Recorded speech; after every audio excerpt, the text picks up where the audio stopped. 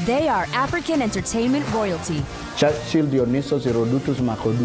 Kings and queens who influence African pop culture. I don't know how real we want to get. I know I could sing, a lot of auto-tune. E brings you exclusive access to the lives of Africa's biggest celebs in their own words. I ask for silence. Thank you. And in a set of exclusive interviews, E gets to know them as they hold court. Starting off with Ghanaian rap god Sarkodie in a brand new E VIP with Sarkodie. Sunday, 8th of January, only on E.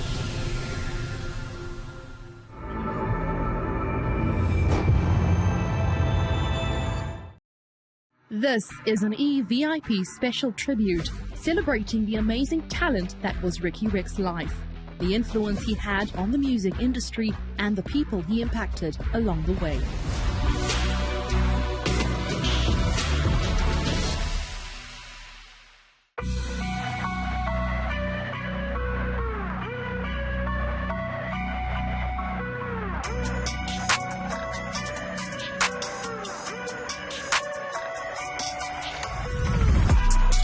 I met Riky Rick at Deleuze's all-white pool party. I knew Riky through music.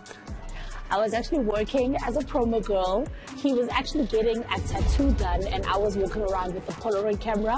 So he just stopped me to be like, yo, take a picture of me. I was like, okay, cool guy. We met in studio through mutual friends. He was always in and out of studio. We used to hang out, sometimes make music, sometimes play PlayStation. I met him in 2008 in Melville at a place called Berlin. It was like a hip-hop joint. We used to hang out there every Sunday, you know, like all the cool kids. That was like a meeting spot, you know. And because at the time, I was still working for Nike.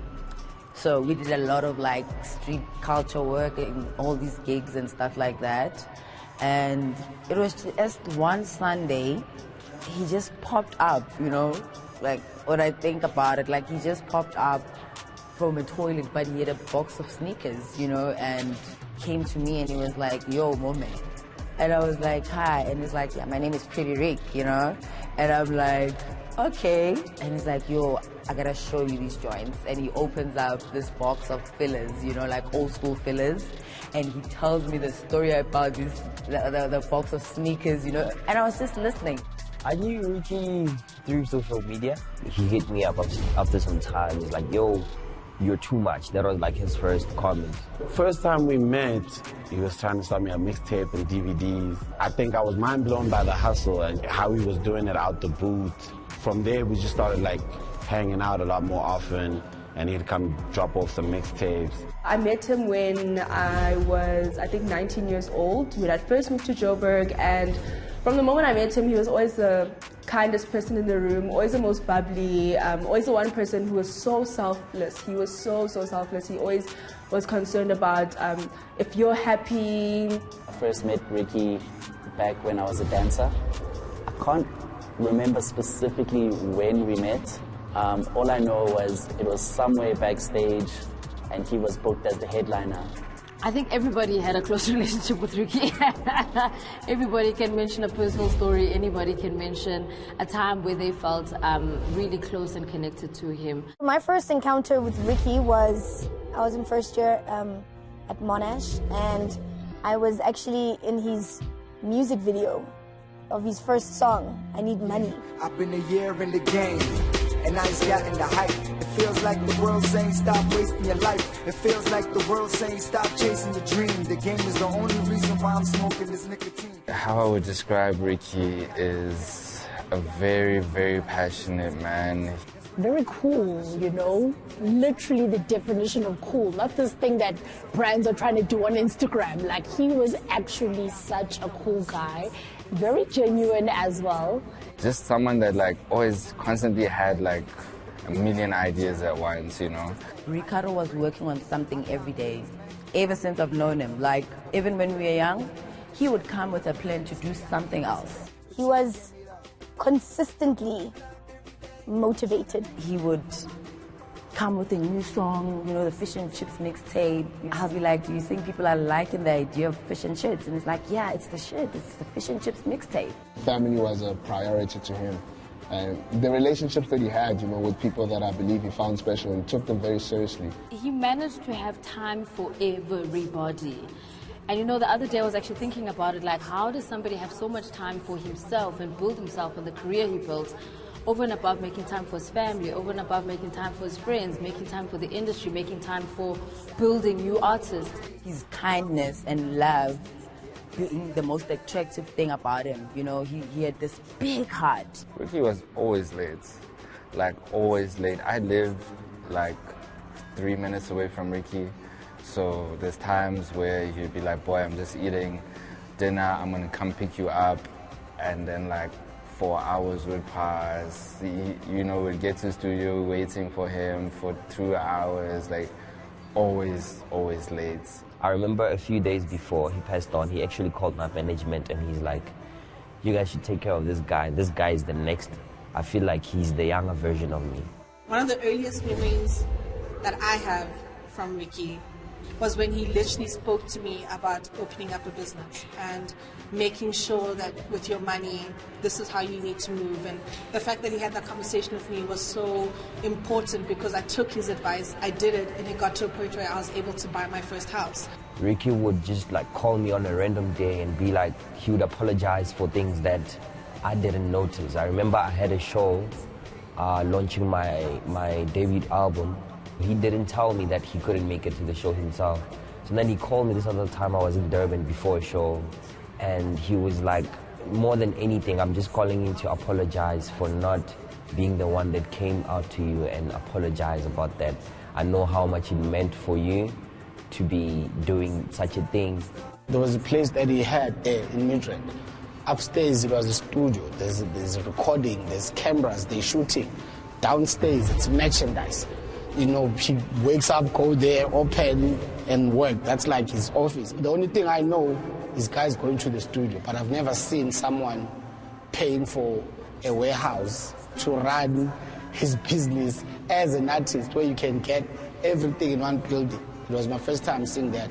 Even that on its own really changed how I view things. I still want that for myself till today. Ricky was always there on weekends in the parking lot, riding a skateboard with his son. They would literally just be in the parking lot, taking turns, riding on the skateboard. Then you'd go and look at the music stuff. So the way I view his relationship with his children, there's so much there, and I would just say to his son, don't forget those moments, you know? Don't forget your father taking you out, just being your dad. He's like a perfectionist. For example, the day we recorded Sondela, he made Raspy record the hook 50 times. I'm not exaggerating, 50 times. All I cared about was the money, money, money, money. Cause getting hurt by love wasn't funny, funny, funny, funny. And that was Ricky. Like he was Riky Rick, but he was also everything else to everyone around him. You know what I mean? He was love, he was support, he was accountability, he was encouragement. You know what I'm saying? Ricky told me that true happiness comes from not only living a good quality of life, but giving a good quality of yourself to the people around you and just humbly servicing the game. I remember towards the end of his life, he started introducing us to a lot of people from his childhood, you know, and that's what he talked about, just high school, how they used to be the coolest and the freshest and whatnot, so yeah. On the 23rd of February 2022, emergency services were called to Ricky's studio.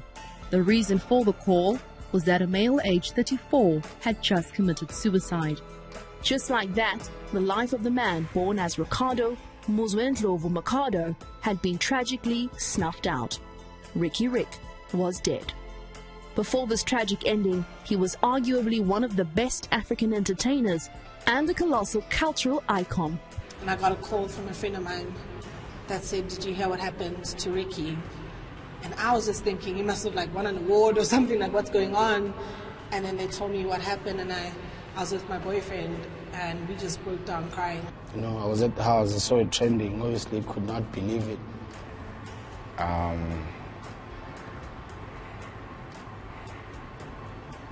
Jeez. I was at a shoot. Personally, I even felt like leaving the shoot because it was like, oh damn, man, like... I was in bed, Shishiliza called me.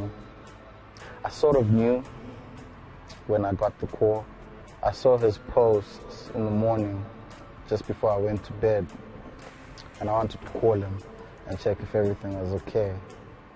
But I didn't, I don't know why.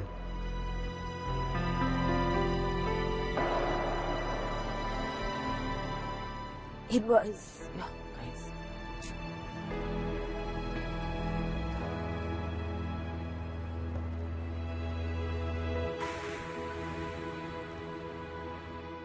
I think I was in denial for a very long time because it also just felt like it wasn't real.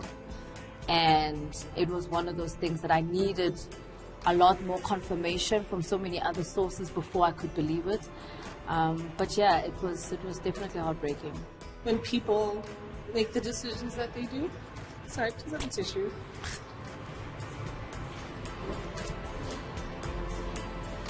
So when you see Ricky's happy, his vibes, you see him out, he's always, when you see him out in the club and when he's performing, whatever, you never say that he's going through whatever he was going through. I don't think anybody saw it coming, but I think those who knew him probably weren't 100% shocked.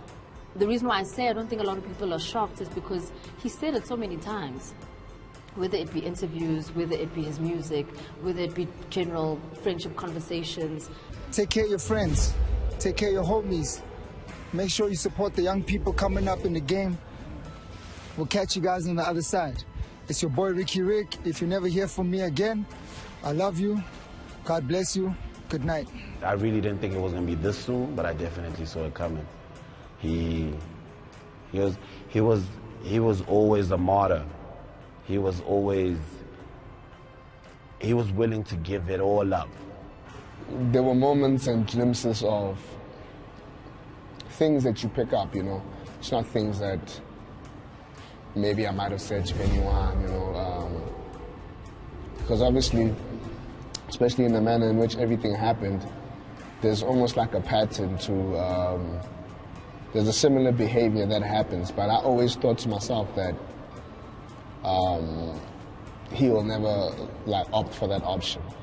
He had a lot that he was dealing with internally. There was a lot that he was dealing with mentally, and you could tell, even at a time where he would take, for instance, like a 6-month hiatus from the music industry just to kind of recalibrate and bring himself back.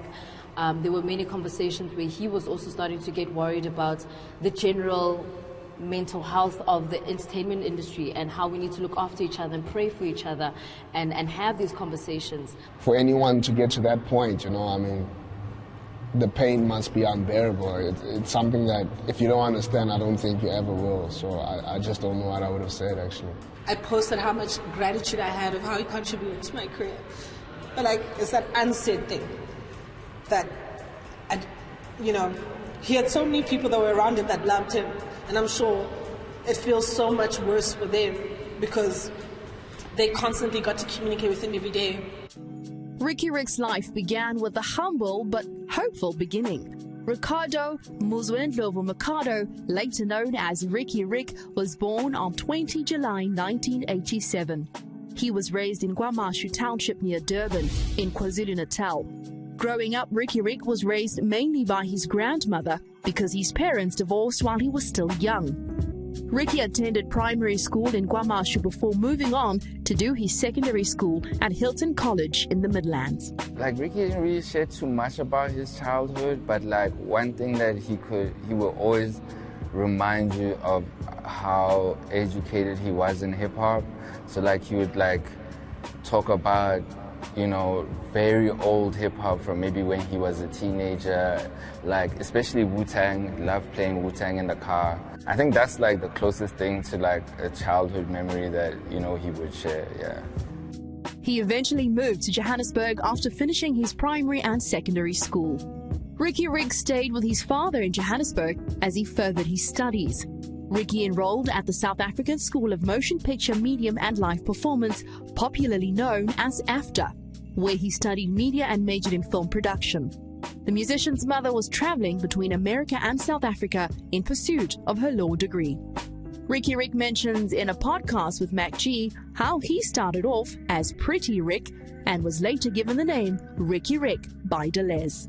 Les gave me the name. The alias. The alias. You know, first I used to be Pretty Ricky around the streets in Joburg when I came from school. And I came to Joburg back, I became Pretty Ricky.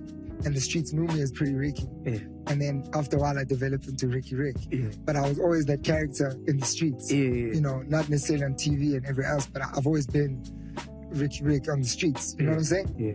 Mikado's music career began at a recording studio session with Mongani Fasi. It was by Fasi that Mikado was inspired to make his own music. It was at this moment that he released his first single, Barbershop, featuring Deleuze. I be at the barbershop, I be at the barbershop, I be at the barbershop, I be at the barbershop, I be at the barbershop, I be at the barbershop, I be at the barbershop, I be at the barbershop. I remember during that phase, Rick was like, yo, my dog, you know, moments about that high-end fashion that you have to look swagged up and you have to look good. I'm going to take you to a Siakunda, you know? And he took me to go get my first high-top fade haircut, you know what I'm saying? He took me to some other joint, Labori, opposite Labori. These guys that cut hair outside on the street there, some, you know, they used to call them makundas, you know? So I did my hair there, kundad my hair. Then he's like, now let's go to Melville. Then we hit 7th Avenue, and I remember I bumped into Mome. Mome was like, wow, you look very nice. I like that haircut, you know? And Ricky's like, you see, I told you, Poison, we're gonna do the things, don't worry, you know? One important thing that you must, that I believe is important is that when I asked for a hand in marriage, it wasn't just through her family. I had to get the whole poison bug situation and put them on a table. I took you guys out to Full Stop in Parkers. In Parkers, yeah. It was all of them, Stilo, Chalk, you name it, Bubezi, Ricky, all of them were sitting on the table. So now they're asking, you were asking yourself, what the hell's going on? Because I spoke to them before and asked for your hand in marriage, right? Smith was, okay, my cool cat was like, no, if you're gonna buy a woman engagement ring, it has to match with a star sign, right? So cool, I got the engagement ring, everybody approved, I put them together at the dinner, and I'm like, yo, guys, I would like to ask for Mome's hand in marriage. Is there any one of you here that feels like maybe Mome belongs to you? Or are you know, because I had to know, because Mome was close to Ricky, all of these niggas at the same time. So I had to play my card right and make sure I'm not making a mistake here. There's no one who's got jealousy or love issues. And nothing whatsoever. They're like, this is our sister. If you're gonna be taking care of our sister and our sister loves you, we love you too. So that's how I became part of the family, and I was, you know, yeah. When we come back, Ricky's meteoric rise continues, and we learn how a chance meeting in Stanton changed his life forever.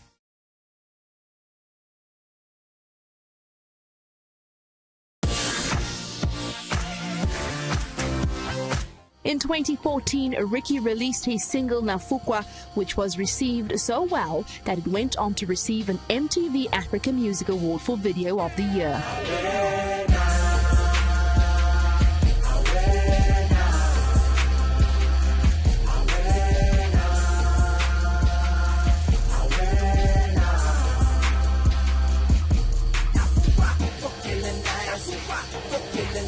Continuing in his unstoppable stride, on the 24th of April in 2014, his single Sondela, featuring Zano, was released.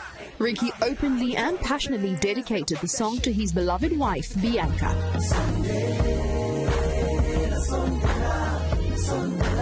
Let me tell you something, babe. I just want to put a smile on your face. I just want to let you know you amazed. I just want to let you know, baby, you're driving me crazy. When I'm with you, I just can't behave. Sondela was one of the earliest moments where Riky demonstrated his emotional transparency with the world. This was a full circle moment for a story that began 4 years prior.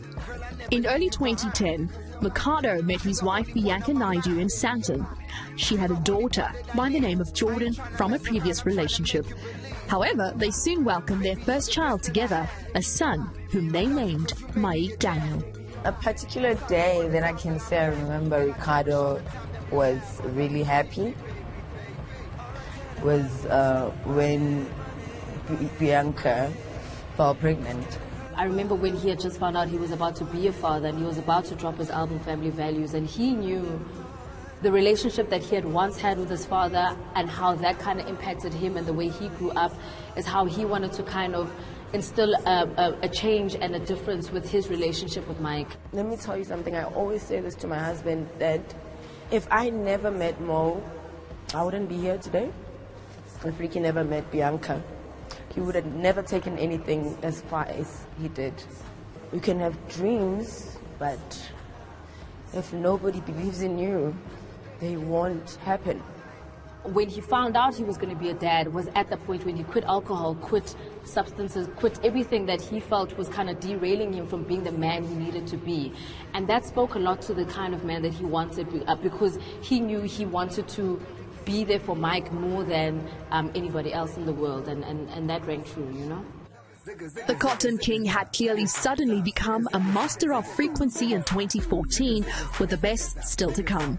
His smash hit Boss Zonke was released, which peaked at number 3 on the SA Hip Hop Top 10 list.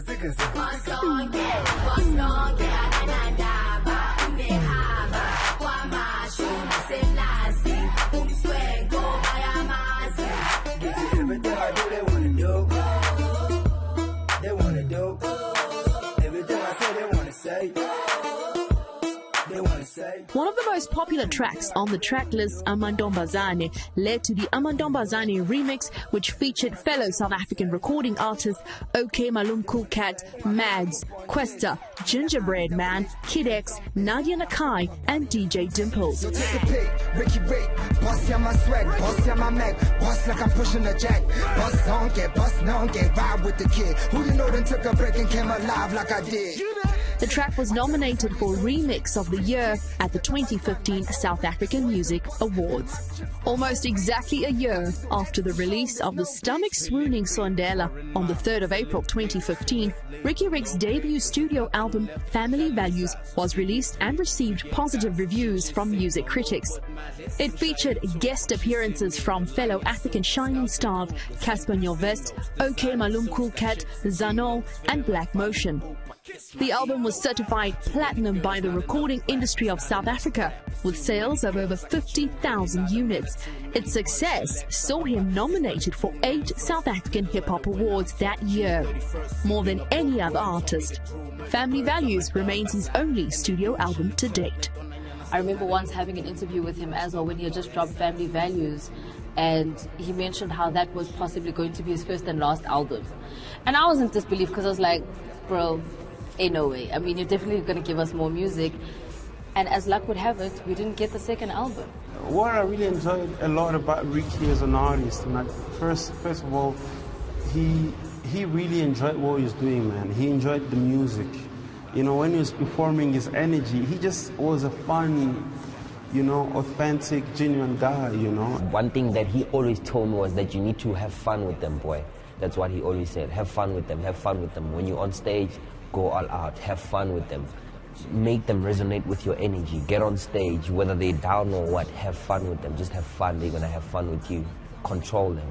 In that same year, 2016, Riky kept winning as one of his idols, Jay-Z, famously put it, "I've been winning so long, it's like alchemy. I've been playing cards with the house money." Riky collaborated with Casper Nyovest and Nati on the DJ Speedster monster hit Special Somebody. I was trying to get a little something, something. Hey baby, one Fanta. I was trying to enter, I was trying to enter. I was trying to do a little something. I remember when you told me that I could get it in December. Lord, everything changed for a nigga. In that same year, Riky was the headline act at E! Entertainment's launch. In June 2016, Ricky's single Sidlukotini was released. Sidlukotini directly translates to "We are eating cotton" in isiZulu. tin go tin, tafele chin go tin, tafele slamba boy, sigila snamba boy. This song spoke to Mikado's deep-rooted love for fashion. The fashion sense was authentic, it was bold. We actually did our first shoot for Hype magazine back then in 2009, a year in our friendship. That shoot was just based on how we love clothing and how we just rock up everywhere together looking dope, you know. They just liked the idea, and they were like, okay, can we do a fashion spread with you guys? We styled ourselves, you know, it was an achievement, and that was in 2009. So he was already now taking me into this fashion world from a different direction, because he used to say to me that, Mome, you don't understand what you're bringing to the kids, you know. But for me, I never looked at it as a brand.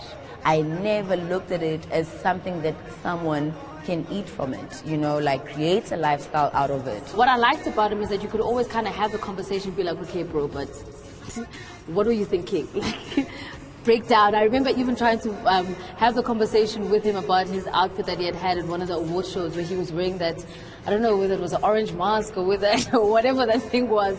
And I was like, explain. He's like, you're never gonna get it. At the end of the day, what happened happened. You know, so those were the type of answers you were gonna get out of Riky. You try and break down something serious for him and he would just brush you off, but he made you understand that, you know what, it is what it is, take it for what it was, and laugh about it, because life isn't really that serious. It was beyond the music, it was beyond the fashion, it was beyond the influencing, you know, it was him as this symbol of what any black kid in this country can be. And like he transcends that beyond anyone's expectations, you know? And putting himself in rooms that only some of us to this day still dream about. Like, Riky went to Milan. I've never walked on Fashion Week as a model, and Riky's been to Milan, you know? For Sarkodie, Riky Rick won a Best Hit Single at the 2016 Metro FM Music Awards, an award ceremony that infamously saw him take to the stage and criticize the awards for being rigged, before encouraging upcoming musicians to forget the radio and make their songs pop on the internet. This became a big controversy that surrounded Riky Rick, with his lyrics at the time insinuating a similar claim that people were paying for or buying awards. As he scooped the Best Hit Single award, the rapper used the opportunity to voice out his concerns. I thought I would be more excited to get this. If you know my raps, you know exactly what I'm talking about. Shout out to all the kids that never get on radio, that can't get their song played on radio because they don't have enough money. Shout out to all the kids who put out music videos, that never get their music videos played on TV because they don't have the money. There's a lot of people that struggle to put music out in this country, and I feel like there's too many structures that are blocking people from putting out the dopest music. 90% of the shit I hear on radio is garbage. The stuff is living on the internet. Everything is living on the internet right now. So if you're a kid and you're watching this right now, forget radio. If they don't let you play on radio, you better go to the internet and make your songs pop on the internet. It was rumored that his banter was directed to Mabala Noise, an entity that seemed to be a cause of distress for the trendy musician. He was always the one guy who would say what you were thinking, even though you were too afraid to say it. Being in a space where I am, maybe say, very opinionated, either on a podcast or on radio, I think he gave me that energy to kind of, you know, push the mark a little bit and say what is needed, but obviously kind of within reason, because, hey, not everybody can take risks like Riky, but definitely taking that one out of his book. Following the controversy, Riky had an interview with Trending SA. Like, I got a habit of speaking sometimes at the wrong time, like saying the right thing at the wrong time. Okay. So obviously there was backlash, a lot of it, you know. But that's something you got to deal with. Who fought you? Deal with Who gave you backlash? Like, you know, like I got friends at that specific station. Oh. And I felt like I disrespected the relationship that I had with those friends and those people that had supported me throughout my career. Like, I look back on that video, I'm not really like too proud to watch that video back. This is what I'm trying to understand. I could have done that in a better way, but sometimes the message comes with lemons, you know. But Because have your views changed about how the industry and radio and getting yourself on? Well, the industry is the industry. It's going to operate the way it's going to operate. Yeah. Exactly. The main goal that we need to want to put across to the kids is that we got to find solutions. You know? So I feel like in that speech, even the kids listen to that, they identified with the problem, and they'll still identify with the problem 20 years from now. But what we need to do is start presenting solutions. Love it. Riky had been candid and open about experiencing a dark phase in his life involving alcohol and drug abuse. He was also candid about the progress he made as he celebrated being clean for over 2 years. Soon after his controversial outburst at the awards, Riky left independent record label Mabala Noise. He then released the Scooby Snacks EP that features only one artist, Frank Casino. It also includes the tracks Oh Lord, Bands Over Fans and Family. He followed up his growing body of work when he released Buy It Out on the 15th of September 2017. Just a year later, he released a new EP, Stay Shining, through a licensing deal between his new label, Cotton Club Records, and Sony Music Entertainment Africa. In November 2018, the now-crowned Boss Zonke announced his first concert called Cotton Fest, which he personally headlined on the 2nd of February 2019. The undeniable star power of the late Riky Rick was evidenced through his wide range of endorsements across the industries. At the time of his death, Riky had been an ambassador for African Bank, Remy Martin, Russian Bear, Kiwi, Vaseline, and Puma. The African icon still had plenty ahead of him on the horizon. He had just featured in a then upcoming South African film from Canopus Films titled Nandi. It's not gonna end well. Is the kid you're looking for?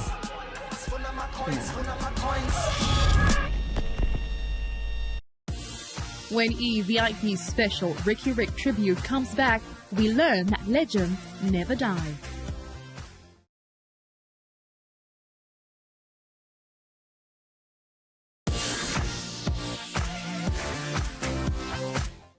It's a tragic and cruel twist of fate that Riky Rick's 2 young children will now grow up without a father.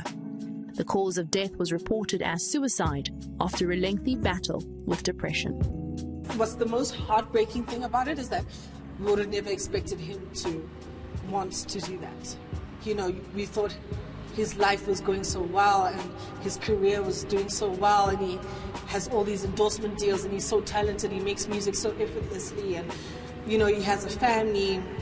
You look up to him thinking that this is where you want to go, this is where you want to be, and I think that was the biggest heartbreaking thing, because it feels like none of us saw it coming. After everything has happened, every time I listened to a Riky verse, I got to be like, damn, but it has always been there, you know, and it made me realize that sometimes you don't really listen to music like that.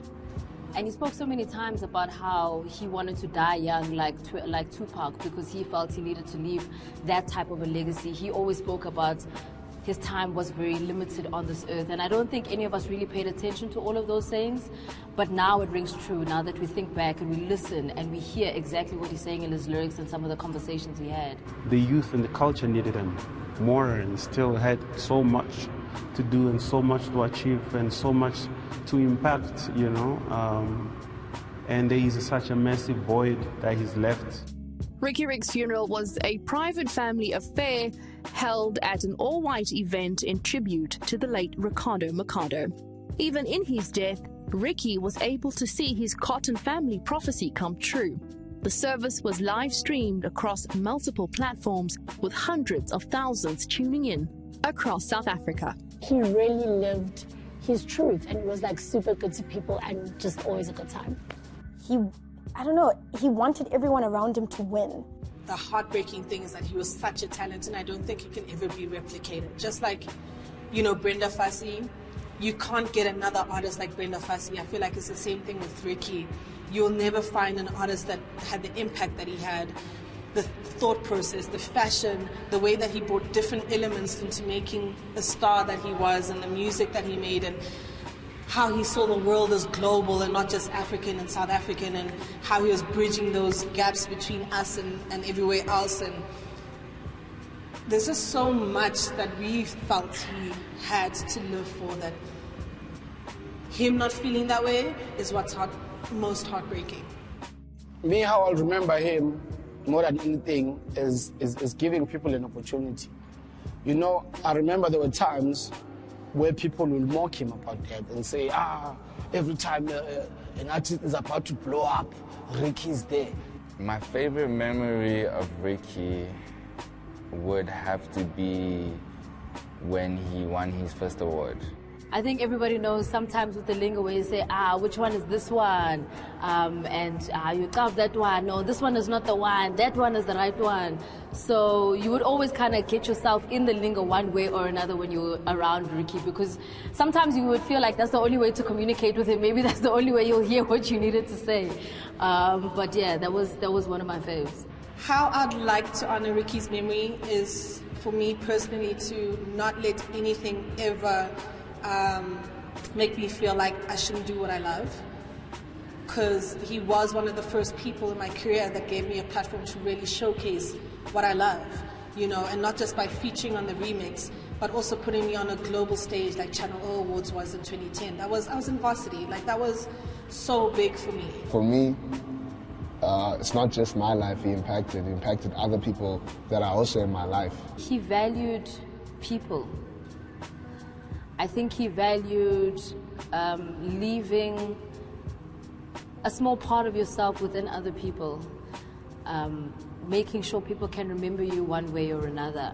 And I say he valued people because a lot of people can value a lot of materialistic things, can value a lot of, like, especially with fame. Fame comes with ups and downs, it comes with disappointment, it comes with hurts, it comes with joy, it comes with achievement.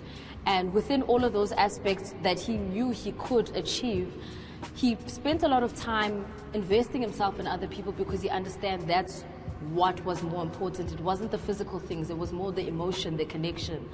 And you can tell that in how everybody has a personal story about him, because they all felt like they had that piece of Riky in them. I've never spent the time and not pick up something from him that would inspire me to do more, that would inspire me to keep on doing my own thing, you know. He always inspired me to be me, to allow myself to be me and be comfortable in everything that I do. I can really just say that I'm just forever grateful for all the energy he gave. It was always nothing but love.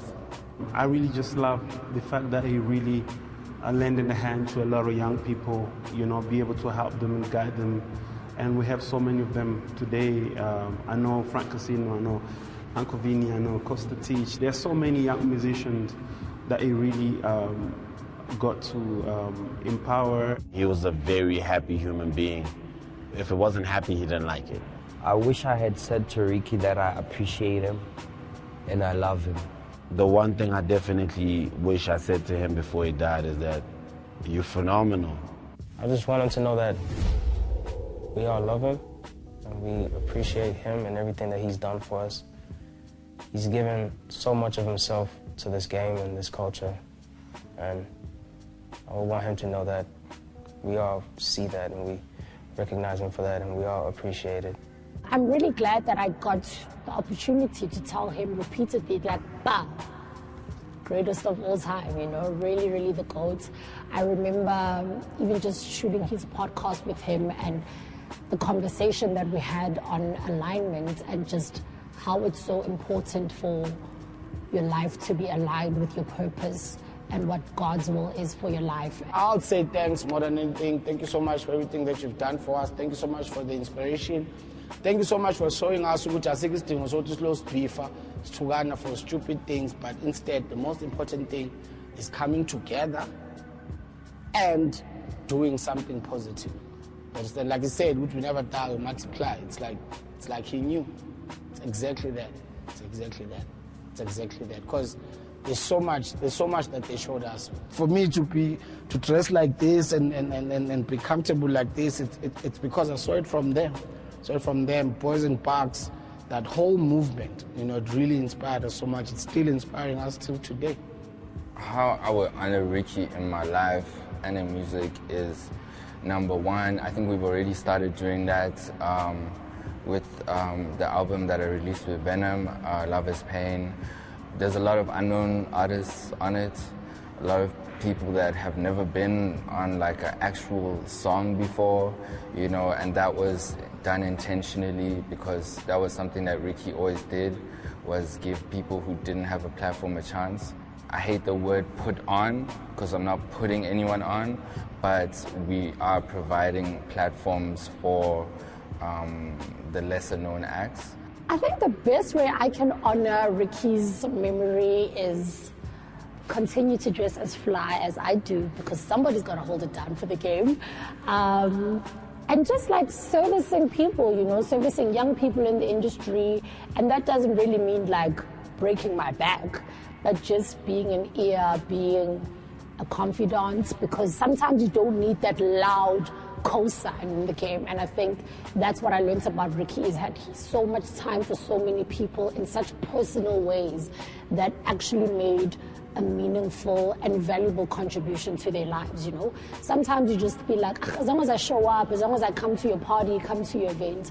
Sometimes it's not really about that, you know. Sometimes it's just about that phone call. Sometimes it's just about, you know, that quick check-in to make sure that you're actually doing good. The last thing he said to us, it was me and Bash. He gave us a talk about taking care of people, taking care of the music, about Sondela. He said this song's gonna be on top for a very long time. You guys need to take care of the kids, Yams and them. I remember we were out, we went to one of Pori's gigs that he has there in Midrand. I was like, oh my God, I'm going to go sit in the car. And he's like, oh, Brakista, why are you not coming out? What's happening? I'm like, nah, oh, what? And then I was very lit, and I was just like, you know, hectic. Everybody was hectic. And he called me the next morning just apologizing about like, oh, I'm so sorry that she had to get like, because I ended up getting like gridlocked and stuck in the parking lot, and I couldn't leave. So he kind of felt like, oh, we brought you there, and now you're stuck, and I was sleeping in the car, and they continued partying, and I had to wait till the whole party finished in order to freaking leave. And he called me in the morning and was just apologizing about that. And he's like, yo, I'm so sorry, man. We had such a good time, but I'm really sorry that you were stuck in the car, which was funny. But that's the last conversation I had with him. And I remember at the premiere, I was sitting across the table from him, and he walks in, he sits down, he starts eating, and I'm talking to my agent, and I'm like, yo, you know, I'm stressed out about this film. It's my first one. I'm a model. I've never acted before, and I don't know how people are going to receive me and how it's going to go. And Riky chimed in, and he's like, I'll never forget what he said. He's like, people are going to talk, whether you do it or not, right? People are always going to have something to say. And would you rather be mad at the people say, or would you be mad at yourself for not giving yourself a chance to do what you do? From what I picked up from him was, do what you do it well. Absolutely. Do to the best of your ability. Absolutely. Do not give a when anybody thinks. Period. There was this really touching moment when Riky arrived at the premiere. I would say he was fashionably late, but Riky is not late. He's just fashionable. Yeah, just fashionable. Fashionably right on time, if that's a phrase. He came in and everybody was just like, you know, you were the main character. Riky took over at that Absolutely, moment. absolutely. A message that I would give to Auntie B and the kids: I hope you guys are okay. I hope you found healing. I hope you found peace, and I hope that you can continue to find ways to have Riky's legacy live on. May you continue to follow in the footsteps of his selflessness. A message to Bianca and the kids: thank you for sharing Riky with us as the industry and as the country.